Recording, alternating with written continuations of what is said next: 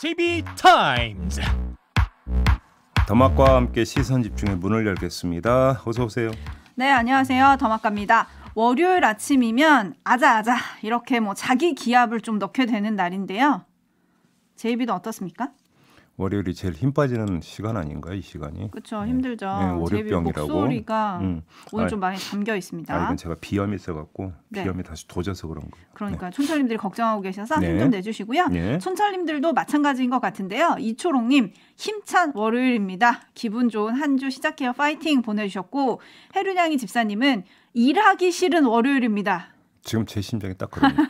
너무 공감되죠? 네. 하지만 시선 집중 들으면 파이팅 하렵니다 해주셨기 때문에 파이팅 해주셔야 되고요.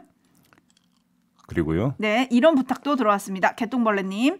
김종배의 시선 집중은 촌철의 자랑이 되고 즐거움이 되어주세요. 시선 집중이 실현하면 그 부끄러움은 촌철의 것이 되고 마음이 떠나게 됩니다. 아, 그런가요? 열심히 노력하고 있습니다.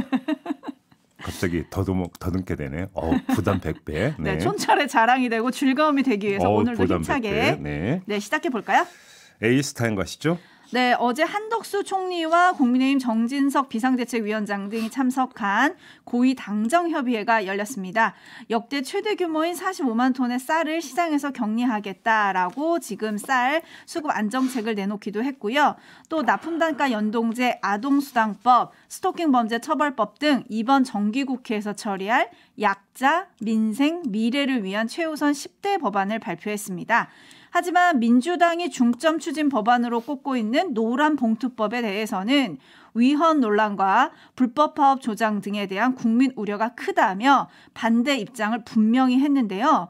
그리고 주말에 알려진 바로는 대통령이 해외 순방을 떠나기 전에 참모들과 노란봉투법에 대해서 회의를 했고 이 자리에서 참모들이 위헌 논란 등 우려를 전했고 대통령도 그 우려에 동의를 했다. 이런 보도가 나오기도 했습니다. 네. 시선 집중이 지난주 금요일에 법안을 발의한 정의당 이은주 의원 그리고 법안에 반대하고 있는 경총의 입장을 각각 들어봤는데요. 네. 굉장히 평행선이었거든요. 네. 그런데 정부 여당이 이런 우려를 나타냈다. 이렇다면 노란봉투법의 운명은 어떻게 될까요? 이런 우려가 근데 처음 나온 게 아니라 이미 죄송합니다. 계속 나왔죠. 네, 예고가 됐던 건데요. 변수는 두 가지가 있는 것 같습니다. 환경노동위원회에서는 통과가 될 것 같습니다. 의석 분포로 볼 때 법사위에 가서 처리가 되겠느냐. 일단 이게 그러니까 첫 번째 관전 포인트 아니겠습니까? 안건 상정이 이루어져야 처리를 하든 말든 할 텐데 위원장이 김도읍 국민의힘 의원이죠. 그렇죠. 두 번째 또 하나 봐야 되는 부분은 민주당 안에서 약간 검토 가능성 이야기가 나오고 있거든요. 이재명 대표 등이 약간 그 조정이 필요한 거 아니냐는 취지의 이야기를 했다라는 그런 보도가 있었습니다. 따라서 여기서 약간의 어떤 그 조정이 있게 된다면 혹시 협상 테이블에 다시 이게 올라가는 건지 이걸 좀 봐야 될 것 같습니다. 이 두 가지를 보고 최종 판단을 해야 될 것 같은데 지금 그 여권에서 나오는 기세를 봐서는 거부권 행사까지도 검토를 하고 있는 것으로 그렇게 봐야 될 것 같습니다. 그렇죠. 네. 그렇죠. 지켜봐야 될 포인트 짚어주셨습니다. 저희도 계속 시선 집중하겠습니다. 현님이 종배님 따뜻한 차 많이 드세요라고 또 애정어린 말씀을 주셨네요. 네. JB의 건강 챙겨드리도록 하겠습니다. 좀 풀적되고 있는데요. 좀 우리 촌철님들의 양해 부탁드리겠습니다. 갑자기 심해지네. 네. 그러게요. 네. 촌철님들도 감기, 비염 조심하세요. JB타임즈 오늘 주목할 뉴스들 챙겨드리겠습니다. 첫 번째 뉴스 어떤 건가요? 네, 윤석열 대통령의 욕설 파문이 듣기 평가로 이어지지 않았습니까? 이어서 MBC가 이걸 짜게 있게 조작했다 이런 정치 공세까지 지금 나오고 있는 상황인데요. 이건 그냥 언급하지 않겠습니다. 여기서 한 발 더 나아간 주장까지 나온 바가 있는데 오늘 한번 여기에 주목을 해보죠. 국민의힘의 박수영 의원을 비롯한 일부 의원들이 이 XX란 표현도 없었다라는 취지의 주장을 내놨습니다. 박수영 의원의 경우 음성을 전문적으로 연구하는 모 대학에 의뢰해서 동영상의 잡음을 최대한 없애본 결과 이 XX라는 표현도 없었다라는 취지로 주장을 한 겁니다. 이 XX가 아니라 이 사람이라고 말했다라는 건데요. 듣기 평가 1교시로도 모자라서 2교시를 치러야 하는 이런 상황에 내몰렸다. 우리 국민들이 이런 이야기가 되겠죠. 네. 수고스럽더라도 다시 청력 집중을 좀 해 주셔야 될 것 같습니다. 네, 청력 집중을 하려면 일단 들어봐야 되지 않겠습니까? 네. 왜냐하면 여당 의원들도 이 음성 파일조차 조금씩 다르게 해석을 하긴 하던데요. 일단 음성을 전문적으로 연구하는 모 대학에 의뢰해서 잡음을 최대한 없앤 버전, 대통령의 음성 함께 들어보시죠. 시민들이 승인 안 해주고 만들면 쪽팔려서 시민들이 승인 안 해주고 만들면 쪽팔려서 시민들이 승인 안 해주고 만들면 쪽팔려서 네, 평가는 촌철님들의 판단에 맡기고요. JB가 짚을 점은 다른 거라고요? 그렇습니다. 이런 적극적 변호가 별 효과가 없을 것 같다라는 진단을 좀 해야 될 것 같은데요. 그 이유는 윤석열 대통령입니다. 왜 이런 말씀을 드리느냐? 윤석열 대통령은 침묵하고 있죠. 문제의 발언 이후 해명도 반박도 본인 입에 직접 올리지는 않고 있습니다. 해외 순방을 마치고 돌아오는 비행기 안에서 보통 기자들과 문답을 주고받는데 이마저도 하지 않았습니다. 이런 침묵이 어떤 결과를 빚겠습니까? 의구심을 오히려 증폭시킬 것이라는 겁니다. 정말 바이든이라고 하지도 않았고 더 나아가서 이 XX라고도 하지 않았으면 굳이 침묵으로 일관할 이유가 없는 거 아니냐는 의구심이 당연히 들지 않겠습니까? 네. 국민 입장에서는. 더 나아가 이런 의구심이 일부 국민의힘 의원들이 적극 변호의 설 자리를 결국은 좁혀버릴 것이다. 왜 그러느냐? 뭔가 있으니까 대통령이 침묵으로 일관하고 있는 거 아니냐라고 하는 이런 사고가, 이런 생각이 이 XX도 없었다라고 하는 일부 의원들의 주장을 오히려 의심의 눈초리로 쳐다볼 수가 있다. 이런 이야기로 연결이 되는 것이죠. 네, 뭐 윤석열 대통령이 오늘 출근길에 입장을 밝히지 않겠느냐 이런 기대 섞인 전망이 좀 많던데요. 제가 볼 때 이건 마땅히 밝혀야 된다고 생각합니다. 대통령의 입장을? 이건 의무라고 저는 생각하거든요. 네. 근데 명시적으로 밝힐지는 의문입니다. 바이든으로 한정을 하든 이 XX로 한정하든지 간에 나는 그런 말 한 적이 없다고 윤석열 대통령 본인의 입으로 직접 부인하는 순간에 2단계 전선이 형성이 됩니다. 막말의 적절성을 둘러싼 전선에서 실제로 그런 말을 했느냐 안 했느냐는 거짓말을 둘러싼 전선으로 전선이 성격이 바뀌게 되는 것이죠. 그리고 그 전선에서 이루어지는 공방은 말 그대로 해석이 아니라 팩트, 사실을 둘러싼 싸움이 되어버리게 되는 거 아니겠습니까? 그 과정에서 문제의 발언은 수도 없이 재생이 될 수밖에 없습니다. 틀고 또 틀고 또 틀고 이렇게 될 수밖에 없는 거죠. 윤석열 대통령은 늪에 빠지는 것이죠. 이렇게 되어버리면. 그런 점에서 이 XX조차 말하지 않았다라는 주장이 정말 윤석열 대통령에게 도움이 될지는 의문입니다. 왜 그러냐면 그래? 제가 아까 좀 전에 그랬잖아요. 듣기평가 2교시가 시작이 돼야 될 판이라고. 네. 그럼 계속 다시 틀어야 되는 거 아니겠습니까? 계속 다시 틀면 틀수록 윤석열 대통령 입장에서는 그 늪에서 빠져나오는 것이 아니라 거꾸로 현상이 발생하게 되는 거죠. 발목이 잡히게 된다는 겁니다. 그렇기 때문에 본인 입으로 명시적으로 과연 밝히겠는가?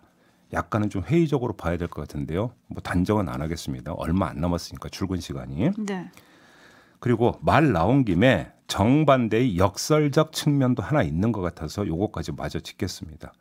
어쩌면 이 XX도 없었다라고는 이런 화끈한 변호가 비교를 해보면 오히려 그나마 태도의 일관성은 있는 것 같다라고 하는 역설적 평가가 성립이 된다라는 말씀을 꼭 드리고 싶습니다. 태도의 일관성을 가지고 있다? 어떤 점에서요? 이게 무슨 말씀이냐면요. 네. 이런 뭐 이 XX도 없다라는 말이 옳다라는 어떤 변론과 두둔이 아니라 이걸 봐야 된다는 겁니다.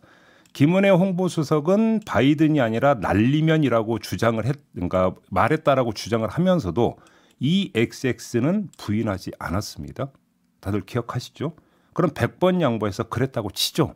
그러면 이 XX는 말했다는 뜻이 돼버리는 거잖아요. 김은혜 수석의 그러니까 이 브리핑에 따르면. 네. 그러면 국회를 향해서 이 XX를 말했다고 한다면 국회의원들은 이걸 어떻게 받아들여야 되는 겁니까? 당연히 국회 모독에 해당이 되는 거 아닙니까? 국민 대의기관에 대한 모욕이요. 따라서 이건 국회의원들을 뽑은 국민에 대한 모욕 아니겠습니까?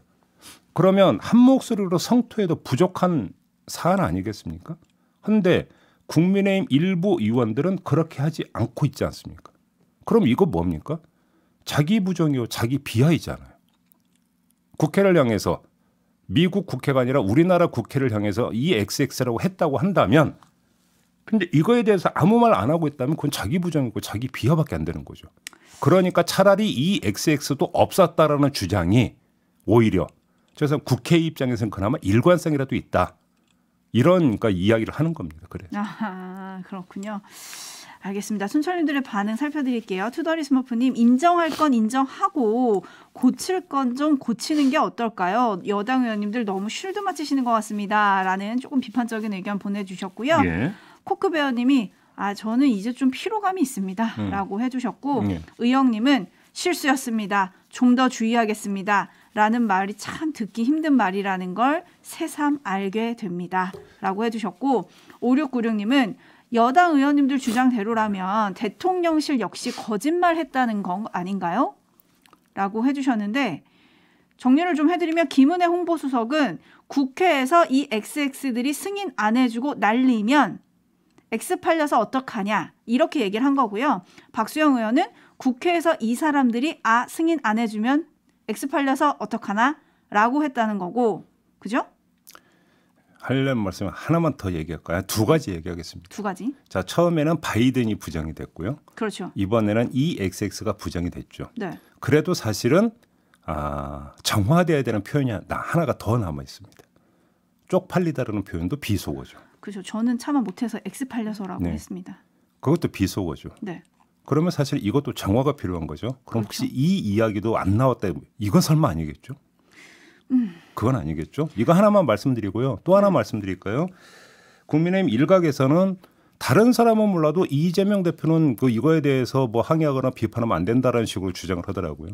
본인도 욕설 하지 않았느냐. 네. 욕설했죠. 네. 형수에게. 네. 그 파일도 있죠. 예. 예. 그거에 대해서 그러니까 이재명 대표의 개인적인 어떤 거냐면 그 처신이라든지 언행, 적절성에 대해서는 저는 당연히 비판할 수 있는 문제라고 생각을 합니다. 하지만 그게 이 건하고 섞여가지고 그래서 비교가 돼야 되는 사안이냐. 이건 전혀 별개의 문제라고 생각하거든요. 그러니까 이재명 대표가 형수를 향해서 욕설한 거 그 자체로 평가를 하고 대통령이 그러면 정말로 미국 의회가 아니라 대한민국 국회를 향해서 EXX라고 했다고 한다면 대한민국 국회의원으로서 그 자체에 대한 입장 표명이 있어야 되는 거 아니냐라는 거예요. 제 얘기는. 왜 이걸 섞어버립니까? 네, 섞는데 거기에 또 하나가 섞입니다. 이제 대통령실이 어제 고위 당정 협의하면서 김대기 비서실장이 이런 말을 했거든요. 잠깐 들어보시죠. 저희가 그 과거 사례를 볼 때 경제가 어려워지면 꼭 나타나는 현상이 있었습니다. 하나는 경제 범죄가 늘어나고 둘째는 가짜 뉴스가 급증을 했습니다. 가짜 뉴스. 저는 여기에 귀가 꽂히거든요. 네. 주어가 없다라는 유명한 명언이 있었죠. 그렇죠. 이번에는 목적어가 없습니다. 아하. 무엇을 두고 가짜 뉴스라고 한 거죠? 없더라고요. 하지만 다 지시 해석은 대상이 없더라고요. 네, 그렇죠. 하지만 다 해석은 하던데요. 바로 그렇죠. 해석의 영역에 남겨두면 김대기 비서실장은 나는 어디를 향해서 내지 어떠한 보도를 향해서 가짜 뉴스라고 한 적이 없다라고 얼마든지 부인할 수 있는 거 아니겠습니까? 아하. 목적어가 없다. 이렇게 정리를 하겠습니다. 네, 이후에 또 행동이 어떻게 나올지 그것도 좀 지켜보겠습니다. 어쨌든 오늘 아침 출근길 대통령의 입에 모든 국민의 귀와 눈이 쏠려 있다. 이 점 좀 환기시켜드리고요. JB타임즈 다음 주목할 뉴스는 어떤 건가요? 북한이 어제 단거리 탄도미사일을 발사를 했습니다. 합동참모본부 발표에 따르면 오전 6시 53분쯤에 평안북도 태천 일대에서 동해상으로 단거리 탄도미사일 한 발을 발사를 했고 이 미사일은 차량형 이동식 발사대에 실려서 발사가 된 것으로 추정이 되고 재원은 북한판 이스칸데르 탄도미사일인 것으로 이렇게 지금 보고 있는데요. 북한의 이번 미사일 발사는 6월 5일 단거리 미사일 8발을 한꺼번에 쏜 이후 113일 만이라고 합니다. 그리고 올해 들어서는 탄도미사일을 17차례, 순항미사일을 2차례 발사를 했다고 하는데 윤석열 출범 이후로는 5번째라고 합니다. 북한의 속내를 좀 짚어봐야 될 것 같은데요. 뭐 거의 분석이 일치하던데요. 오늘부터 이제 한미연합 해상훈련이 실시가 되는데 이걸 그 염두에 두고 이걸 겨냥한 대응 발사 아니냐. 이런 어떤 분석에 거의 모든 전문가들의 이제 그 목소리가 일치를 하더라고요. 네.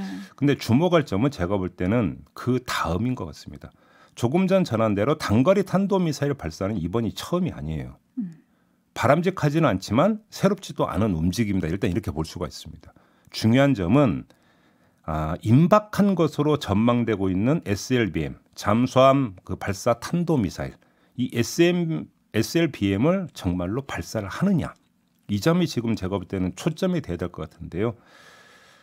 우리 정부는 말할 것도 없고 미국도 당연히 민감하게 반응할 사안 아니겠습니까? 그렇죠. 자, 문제는 국제 정세인 것 같습니다.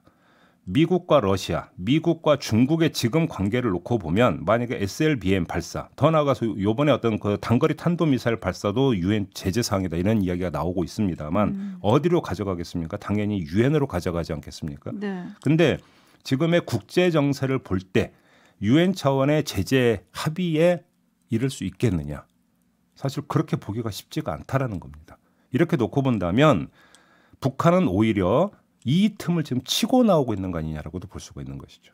오히려 북한이 이 틈을 치고 나오고 있다. 그렇습니다. 그러면 더 심각한 도발로까지도 갈 수 있겠네요. SLBM 발사 자체가 상당히 심각한 도발이라고 봐야 되겠죠. 그러니까요. 예. 지금 움직임이 포착됐다 이런 뉴스도 전해지고 있죠. 그래서 우리가 어떻게 대응할 거냐 이게 또 관심인데 대통령의 미 CNN 인터뷰가 또 보도가 되기도 했습니다. 네. 그리고 또 이거와 관련해가지고는 저희가 잠시 후 3부에서 최종건 전 외교부 차관과 좀 짚어볼 테니까요. 거기에 시선 집중해 주시기 바라겠습니다. 뉴스와 분석이 함께하는 제이타임즈 다음 주목할 뉴스는 어떤 건가요?